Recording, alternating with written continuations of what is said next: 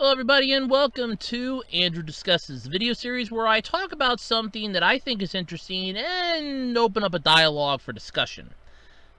Okay, that's one for the pro con, I guess, for open. I have not been able to come up with a decent introduction for this video. I mean, Andrew Rants has a better introduction than this does. The GBU has a better introduction. Even the podcast's weekly weirdness has a unique introduction. I cannot find a good one for this yet. Anyway, welcome to Andrew Discusses, where I'm going to talk about shit, I guess. I just start doing that and be done with it. Anyway, I'm sorry about that. Welcome to Andrew Discusses. Today I'm going to talk about, believe it or not, a manga series that got itself a 2-episode OVA. I did give it a review when I was still reviewing stuff for my Andrew Reviews video. And I'm probably going to re-review the OVA again for the anime GBU. But I actually want to talk about this because there was a little, I guess, poll taken somewhere, and it was a recent poll, like early this year, and this is 2020, by the way. And there was like a poll taken, your top 5 waifu. And I know somebody out there is going to go, oh god, he's going on that boat. Yeah, I've never really gotten off the anime train here. I'm sorry. I'm a permanent member. It's like my ticket has been stamped. There is nothing that can get me off that train. I'm sorry. Not a damn thing. I am a permanent resident of the anime train. But basically, I started getting into this one series. It was a manga series when I got into it. And I honestly got into it because of a magazine article. In the magazine, I have yet to find a copy of, by the way, either. It's like a special issue. So if anybody out there, and I'm not even joking about this, I think I've said this like multiple times, but if anybody out there actually knows the issue, please point me to it. Just the name of it alone would be helpful. I tried narrowing down the year, and I kind of had the year narrowed down. But trying to track it down is a little more difficult, but it's still one of my pet projects, which is a discussion video in itself. But today I want to discuss Eiken. It's a really good series, and the main reason why I want to discuss it is because it's actually a lot better than a lot of people gave it credit for. Now, I did a rant video on this series, too, why I love it and others hate it, and I figure this is a good time to do like a nice calm down discussion of it, and plus, I kind of need something to fill a little bit of time. So, basically, Eiken was a really unique story. Now, I watched the 2-episode OVA based off of the 1 chapter in Volume 3. It's not a bad OVA, I will give it that, and I can definitely see how the OVA itself was about 1 step away from being a hentai. But for what it is, and for when I saw it, yeah, let me just give it to you in layman's terms here. If you really want to look at this with brass balls and brass tactics, it's softcore porn, in a way.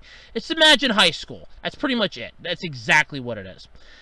But when I saw it, and when I first saw it, I was in high school. So it's just something that's always stuck with me because of the plot. The characters and the plot, but mostly the plot. So the story is basically a love story, and I'm kind of a bit of a romantic at heart with stuff like that. I do like romantic stories. Yeah, I know. I'm kind of smart and I like romantic stuff. Go figure. But one of the things that I liked the most about this was how it doesn't really like beat you over the head with it. At least as like most of the other romantic stories would. I mean, take a crappy Hallmark movie. I mean, like the crappiest Hallmark movie you can find. And the basic plot of that movie is, it's a love story, basically. Almost all Hallmark movies are freaking love stories. I have yet to find one that isn't. Hell, there's a freaking, I have the formula for the holiday movies down packed. Every freaking Hallmark Christmas movie, it always has the same formula. It's freaking repetitive every single time. But with Eiken, it has a unique taste to it, and you have the characters in this. And the OVA did it so well that I actually appreciate, and still to this day, I'm a little pissed. as to why it never actually got a full series. It only had a 2-episode OVA. My guess would be because of probably the mounting pressure from a lot of other people, but also the fact that it was owned by Media Blasters. And, well, let's face it, Media Blasters has gone down the fucking hill a lot lately. Mostly for the concept that they let so much of their stuff just slide off. Instead of taking the chance, they were just like, no, we can't make this. We give up on it. I mean, I can understand if they just didn't have the funds for it, then just come out and say that. Come out and say, you know, due to budgetary issues, we're unable to make this series anymore. We're unable to dub this anymore. It's not going to get released by us anymore. Just come out and say it. Don't beat around the bush. I hate when people do that. It bothers me. It actually does. Just come right out and say it. But with Eiken, there was a uniqueness to the series, a whole uniqueness to it. I did like it a lot for what it offered and brought to the table, but there was also the, I kind of want to say, stupidity that it brought to the table too. But it's not much of it, mostly the fact that the series never actually concluded in English, mostly just the manga. The 2-episode OVA was dubbed into English, and the voice actors for it and actresses were really good. I cannot stress that enough. They did a fantastic job on that. But the manga itself, though, never actually finished. At least, let me rephrase it. It was completed. However, it was never completely dubbed. It's 18 volumes long. Only 12 volumes ever were released in English. And I own the 12 volumes that were released. I even went out of my way to buy volume 18 from Japan on eBay and actually have it just so I can see how this thing ends. And the downside is I can't read kanji, so I can't read the language, so I don't know how it ends. Yeah, I'm mostly like archaeologists trying to figure out the cave paintings. It's like, okay, what does this mean? What does this look mean? Oh my god, I don't know what's going on. And that's sort of like what I've been going through. But Eiken was a good series. It had something that I honestly think a lot of love stories nowadays, even romantic style anime series, slice of life romance ones, just don't have with it. They don't include it. And there were a few shows that I've seen that have had this similar formula. Not complete, mind you, but similar. But with Eiken, it was just something that you could drive home. You could really like these characters. Not one of them you wanted to hate. Not even in the manga, the main villain you kind of even felt sorry for. And that's a uniqueness that I don't think a lot of shows have. You have the whole, oh, here, let's have a villain, or let's have a person or a character that's doing something evil, so you're going to want to hate that character. Or you're going to have a character that's like really pure of heart and good, and that character is going to be loved by everybody. This series really brought a lot of it to the table, because you had the standard, okay, really can't like this person, but for some reason I do feel sorry for them. Especially with some of the later arcs, like in the second half, or in the second section of manga volumes that were released, volumes 7 through 12. Because volume 1 through 6 were released first, and I read those, and then 7 through 12 I had read then afterwards, and they weren't bad. But there was like a lot going on. But the main characters in this, you have the Eiken Club, so basically it's Chiharu, Densuke, Kamui, Lin, Kirika, Kyoto, and I think it's Kyoto. I think it's the genius one, and their teacher, who's literally named Teacher, and the bear. I forget the name of the bear off the top of my head. But you have those characters, and their entire backstory are all shown throughout the manga. The manga gives so much more than the entire 2-episode OVA gave. The 2-episode OVA, I think, was literally just a marketing ploy. Like, here, we can make something like this. How does this hit you for an anime series? Well, let's try it out as an OVA and see if that works. And that's what a lot of times happens. You'll get an original video animation, And it's like, okay, well, now let's see if this works out well. If it sells well, then we'll consider making it into a full series. If it doesn't, well, better luck next time. And the 2-episode OVA probably just didn't do well enough, or they didn't feel comfortable putting it out there. It wasn't a bad OVA, I won't lie. When I saw it, I was in high school, so yeah, it holds a special place in my heart. Sort of like how, oh, what was your first anime crush? Well, Sailor Jupiter. I always liked Sailor Jupiter on Sailor Moon. I won't deny that, ever. And honestly, there's nothing wrong with that. I mean, if you like a series, one from your childhood, you're going to like it the further on you go. It's not creepy, it's not weird. It's just that moment, that series holds a special place in your heart. It's something that you enjoy, you appreciate. And for me, I liked Eiken. I thought Eiken was really good. The manga was especially fun. Basically, most of the time it's Densuke getting screwed over. All because he has feelings for Chiharu and he is too terrified to tell her how he feels. You have her siblings. The one cute part of this, she's one of the many children in the house. She's got a cousin that pretends to be her in the manga. There's her sister Yuriko. There's her younger siblings.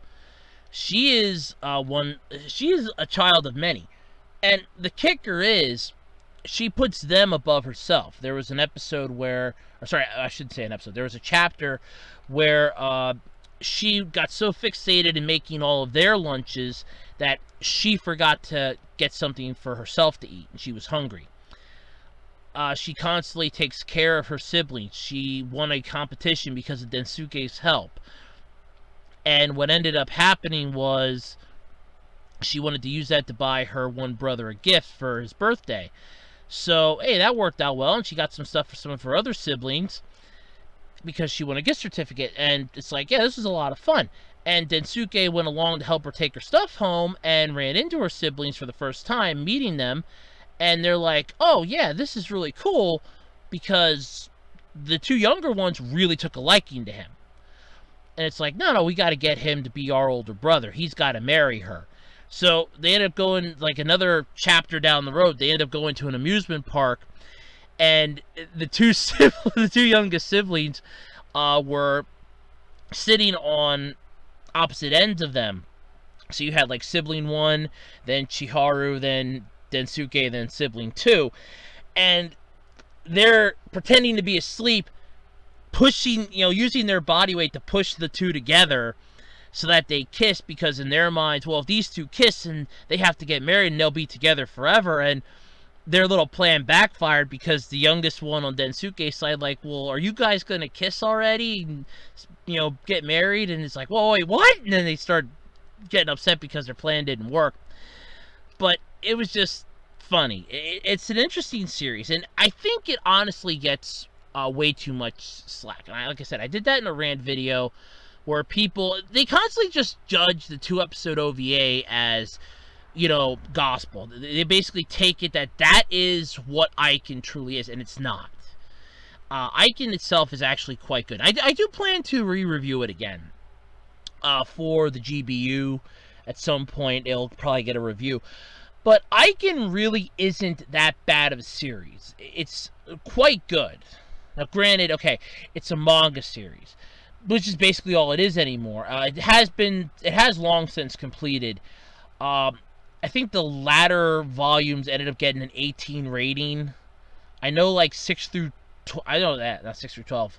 As you know, it might have been 5 through 12 actually. Got a slightly bumped up rating than the first 4, but the story itself, it took a bit of a shift, but not a massively horrible one. I mean, it pretty much proved that Densuke would do anything to protect Chiharu, and she would do anything to basically, spend time with him. I mean, she hates the Eiken Club with a passion. You could almost tell. She didn't want him to join at first because she knew it was a trap, but he joined, and she's stuck it out because she wants to be with him. She enjoys spending time with him.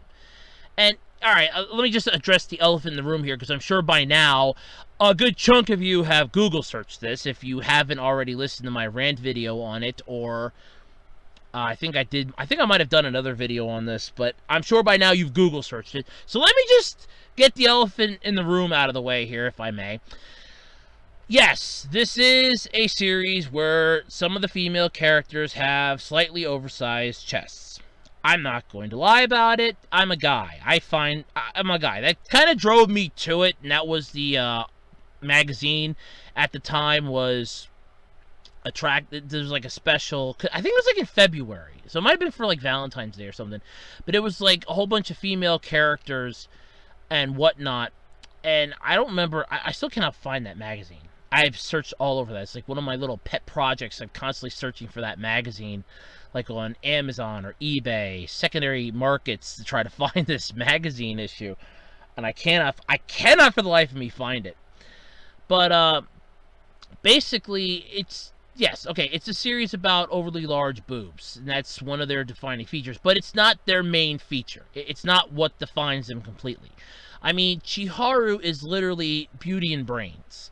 Yes, she has a body that I'm pretty much going to tell you that all the guys in her class are swooning themselves over. Keep in mind, like I said, when I first read this series, I was in high school. When I first watched this, I was in high school. Okay, so, yeah. I'm a guy. Okay? I said it. I'm a guy. Hold it against me if you will. But she proves that, look, she's got a kind heart. She's intelligent, too. I mean, she actually was used in the one chapter. Their science person on the club used her as a sort of like a base. She was implanting her intelligence or making a copy of it into a robot that she was building.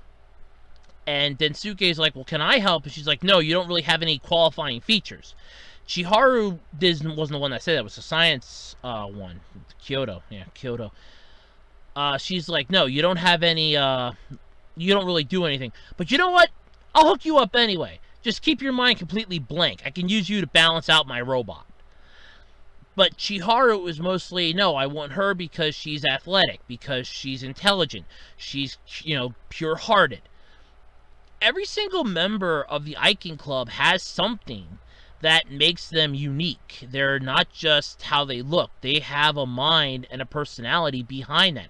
And this is a series that if you go past the obvious fan service here, I mean, you completely go past it.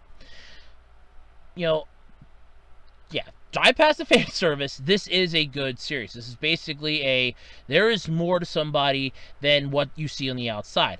I mean, take a look at Lynn Grace. You're thinking, okay, so this is just some weird fortune-telling girl. No, she's the daughter of some massive company. Yeah, she's the daughter of some guy who's like the head of this massive company. She has a bodyguard that does not protect her, but protects others from her. Because if she gets pissed off, if you enrage her, she is a calm demeanor. You piss her off, she's pretty much able to smash the entire planet in two if she had the ability. I mean, if you give her the reason, she'll crack the planet in half. Then you have, Kamoi, who's basically trying to, be the best she can be. And she's, like, the youngest in the group.